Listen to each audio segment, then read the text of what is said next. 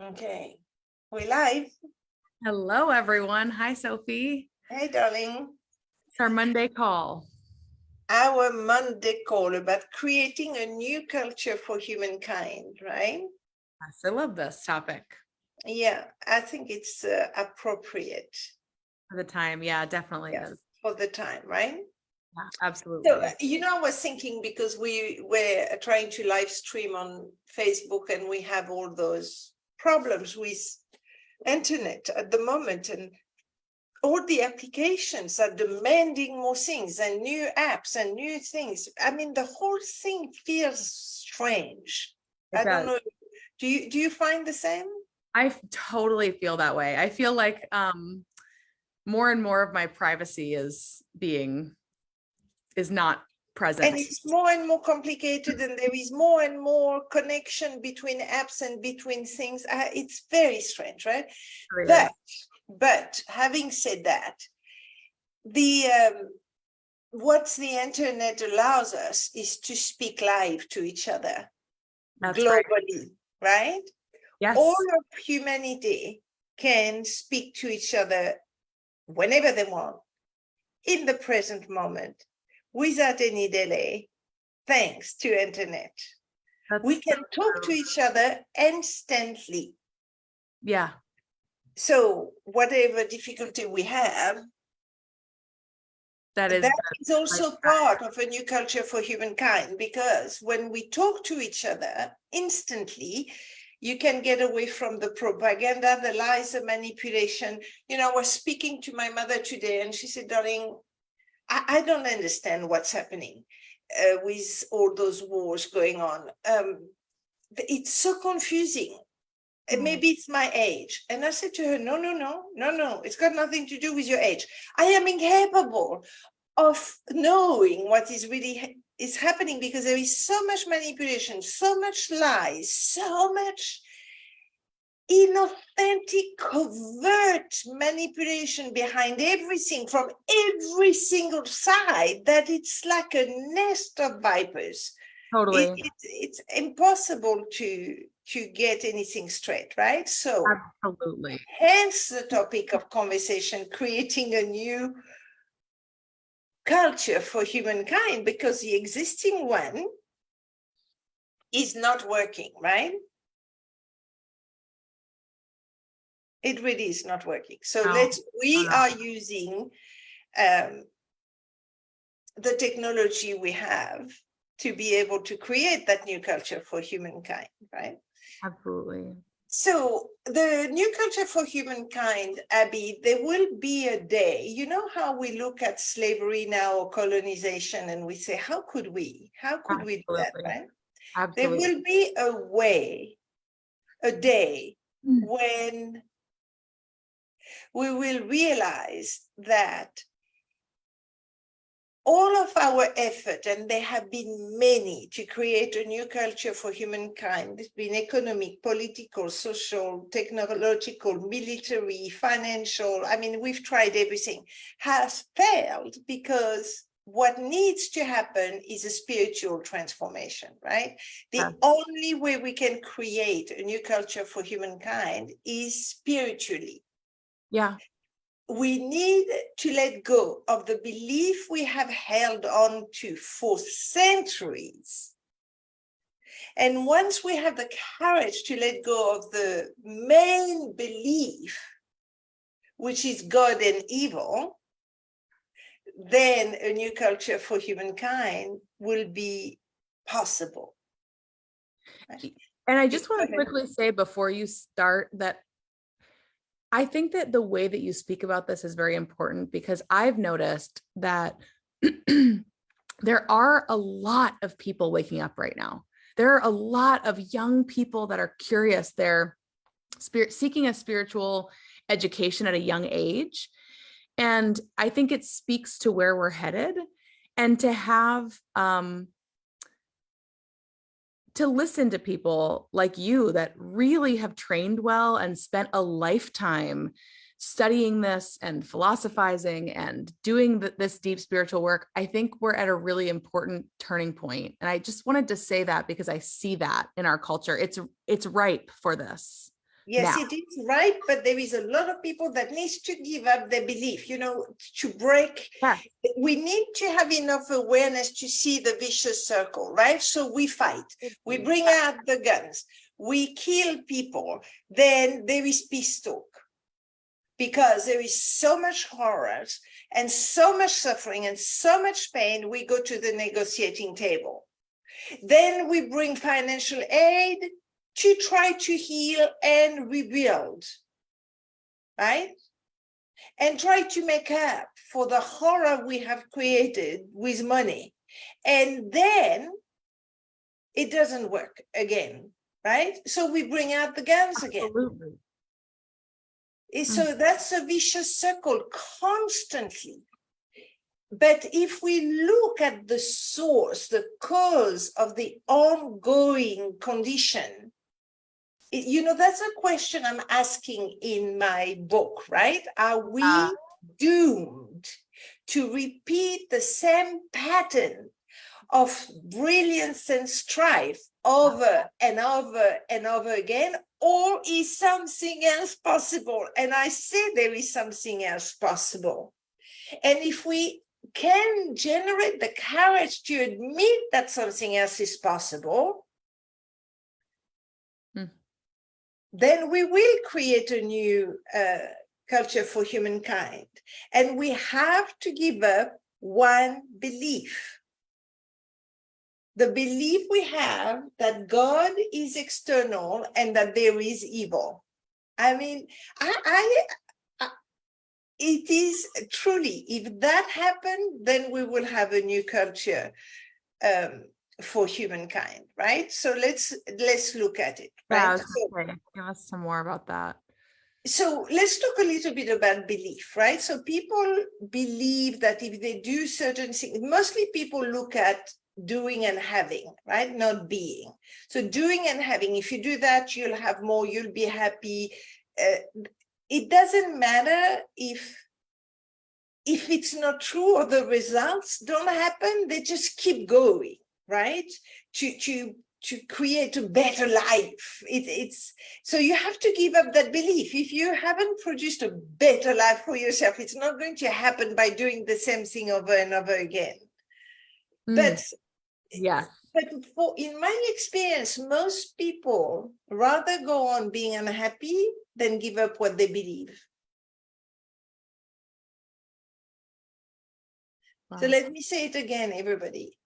Most people prefer suffering, being unhappy, being miserable, even if you lie about it, rather than give up your belief. And so there is a point where you have to question, what is so great about my belief? And I think it's a false identification. It gives you the experience of being grounded, of being something, right? So if we do an example of that, of something like that, like a belief that maybe is common or something. Well, or every single behavior comes from belief, right? If you believe that exercising is better for you, you're going to go and exercise. Mm-hmm. If you believe that people should be punished, you go and punish. Mm-hmm. Right. Oh, I see what you're saying. Yeah. Okay. If you believe that money will bring you happiness, you'll spend your entire life trying to make money. Yeah.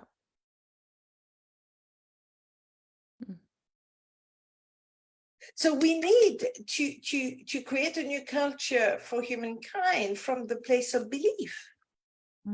I mean, people believe in revenge, people believe in war, people believe in armaments, people believe in protecting themselves, in separatedness, in racism, people believe in taking care of themselves and forgetting the others.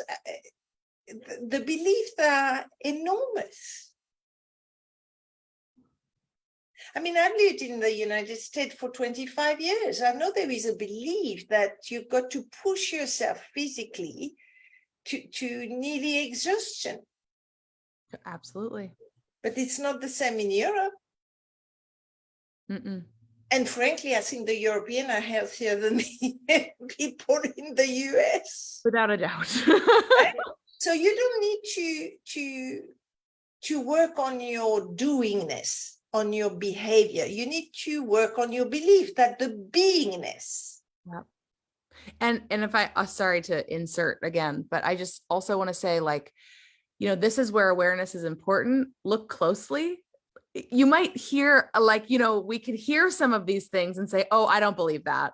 I don't believe in revenge. I don't believe in this and that. I don't believe that God is punishing me. But this is where awareness is very important, because they can be very subtle, and yet you're believing them on a deep level and you don't realize it. So that's something I think, like, as you're hearing Sophie say some of these beliefs, to check in a deeper place, not just the superficial, oh, I don't believe that. I don't believe in that, you know, to really look. Well, yeah, because then I don't believe in that. You believe that you don't believe in that. You need to question everything, right? Yes. Yeah. It's belief all the way down. But remember, you don't believe in the moon. You don't need to believe in the sun. It is, right? So the main, most profound belief that you need to question is your belief in God, right?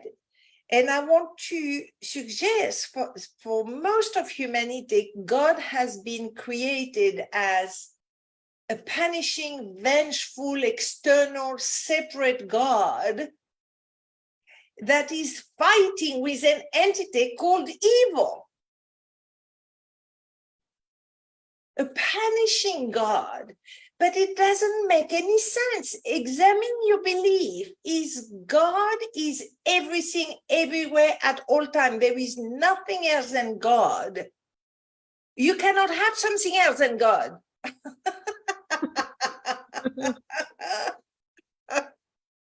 Right? Yes. Oh. If I think that if people gave up the idea of an angry, vindictive, punishing God, just that would alter humankind forever. Absolutely. And there is, if God is everything, everywhere, all powerful, the Alpha and the Omega, there is nothing else than God, then every single human being is an expression of God. God is everywhere. It's not outside of us. We are just the opportunity for the divine to experience itself in the form of humanity.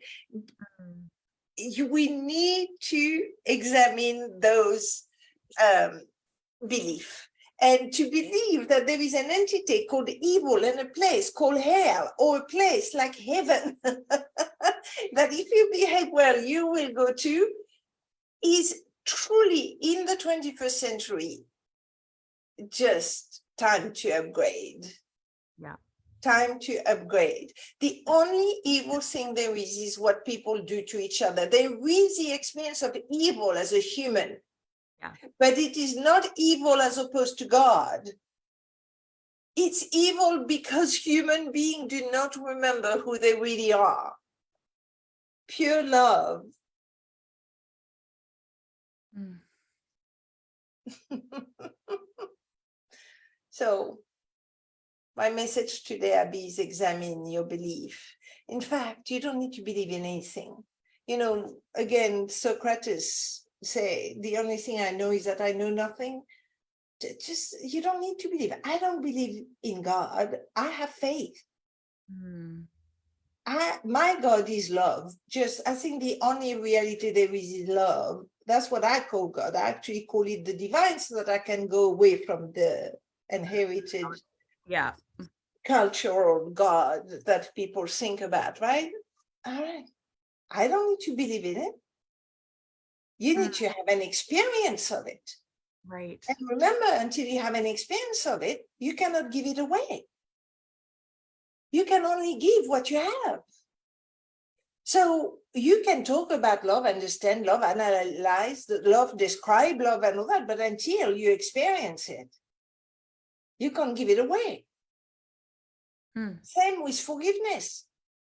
Same with everything. You can talk about it until you're white in the face. Mm-hmm. But the only thing that will make a difference is when you experience it, because then you'll be able, wherever you are, love will be. Wherever you are, forgiveness will be. So examine your belief. This is a time not for position, it's for a stand that it is possible to have a new culture for humankind.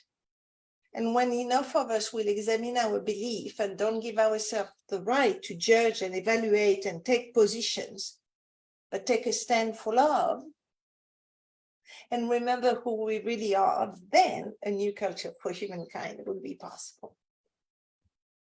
It's beautiful, Sophie. I agree. Yeah. Yeah, it's beautiful. And as you were describing this duality of God and evil and, you know, heaven and hell and all of that, I was just seeing how it ripples out onto earth, how we then replicate that idea on earth, like the, you know, we create hells like prisons and war zones and blah blah blah, and we create heaven like, you know, luxury, whatever, blah blah blah. And there's like, we recreate all of that duality here because we believe it societally, you know. Yeah, my favorite myth about what it is to be a human being is that, you know, the divine wants to experience itself, right? So you cannot experience tall until you experience small. You cannot experience fat until you experience thin. You cannot experience love until you experience the absence of love. This is what Earth is. Right. But it is all divine, the whole story. There is the divine everywhere, all the time. There is nothing else. Nothing else. And when you forget, that's when you do evil things. What gives us the experience of evil, right? Because it's all in language. There is no evil as such. But it is the experience we have as human. The absence of love is what we call evil. Sophie, So can I ask you a question? You know, the world seems so complex and there are so many issues and so many things going on. What do you think it would take to actually that people could experience this love? Like what would the wave be in humanity? letting go of every single belief, is every single want, every single opinion, surrendering totally to love. You see, you have to be willing to just feel like an imbecile. You know, I'm a middle-aged woman that speaks like a fresh, innocent child. Love, no, do not respond to violence with violence. Okay, people tell me I'm an overaged teenager. I'll take it. I'm giving up looking good. I'm giving up agreeing with people. I'm giving up being like everybody else. I'm saying, no, I do not care. You know, I have made an offer for a house, right? And just to give you an example, I'm looking for a house on my little island in the Mediterranean, right? And it's very nice people. I went again for the second time. I brought them cookies because I was bringing 4 people. So I thought that was nice. But it was really because I know what it takes to have 4 people visiting your house and opening your wardrobe and stuff, right? So I bought them cookies. But people thought I was doing that to put them in my pocket. So I said, no. I mean, it might help if we like each other, but, you know. So then they want a very high price. I cannot pay that price. But they're a nice couple, and I want to make sure that because they want to sell, I am not offering a too low a price so that I put their back against the wall. And my friends look at me saying, what? Are you going to give them more? Because I said, because what? I said, no, you have to do the best deal you can, even if they just don't make any money on their house. And I thought, you know what? If you really walk your talk and we are one, I am not going to be the kind of human being that squeezes another human being dry so I can have more money in my bank account. I'm going to propose what I can afford, not what I can win over them. Wow, I love that. That's such a great example. And it takes an enormous amount of courage. Do you know why? Because people tell me I'm stupid. Mm. And yes, I have much, much less money than I used to have, but I have much, much, much more love. Yes, I love that. Yes, and self-esteem and confidence and friends and people that love me, right? So I love not that. somebody- I love that return to, like, many of us can remember what that was like as children, to have a view of the world that is so magnificent, and that there's love there, and that we're willing to, give ourselves over to our friends and our Yeah, and when you buy a house, you go and sit down with the owner and you say, all right, what do you need? This is what I need. This is what I have. What do you need to be able to have another house for yourself? And where is the middle way? And wouldn't that be marvelous? Oh my Instead God. of having lawyers, real estate agent, whatever else is going on. You and I do that all the time, Abby, right? We do that. What works for you? What do you need? What do you need? Yep. There is space for everybody's need. So I thought that during those times, it was important to be able to stand for something and create a context. And what I want to leave everybody with is, please examine your belief. Thank you, Sophie. I really love that.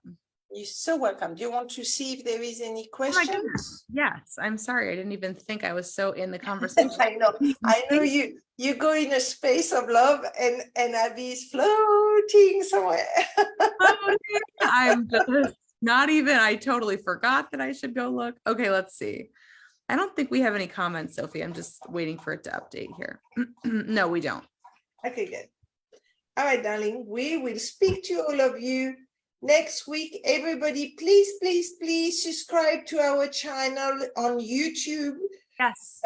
Please subscribe to our YouTube channel. We'll explain to you. We have a whole plan. You're going to love it. But please subscribe and have people subscribe. That's the best way you can contribute to a new culture for humankind. All right. Love everybody. Bye-bye.